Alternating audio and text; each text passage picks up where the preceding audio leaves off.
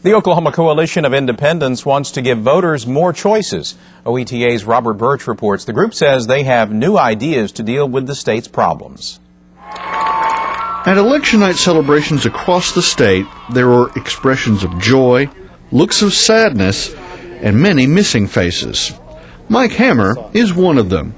He's one of a very few independent candidates who ran this year. He lost his bid for House District 4, but he got 7% of the vote.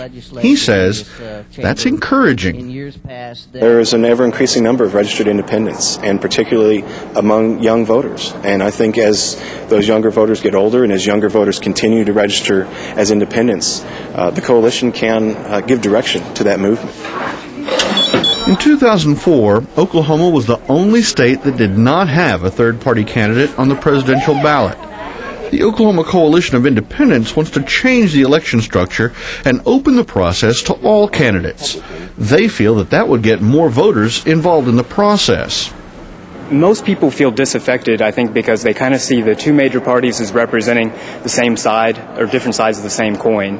And they want to have new ideas brought in. And typically, third parties and independents are the ones who bring in new ideas to the discussion. But are Oklahomans ready for a ballot filled with candidates for the Green Party, the Constitutionist Party, the Socialist Party, or the Libertarian Party? I like to think about American cars. Once upon a time, we had Chevys and Fords, and everybody said they were a piece of junk.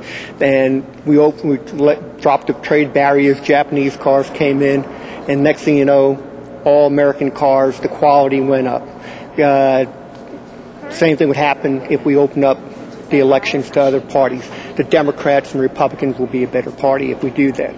There was a bill introduced in 2006, early 2006, that would have allowed if only one party filed to run in a race, it would have allowed all the voters to vote in that primary, which makes sense. You think about it, if only two Republicans registered to run as a sheriff, that excludes all the independents, it excludes all the other people of the other party. So shouldn't those people have a say in who's going to represent them? Of all the legislators here in the House or in the Senate, not one is an independent. But there is some legislation being introduced this next year, one that would increase ballot access for independents, and another that would stop straight party voting, which they believe restricts independents from running. The problem is they have to vote for it here, and each member is either a Democrat or a Republican.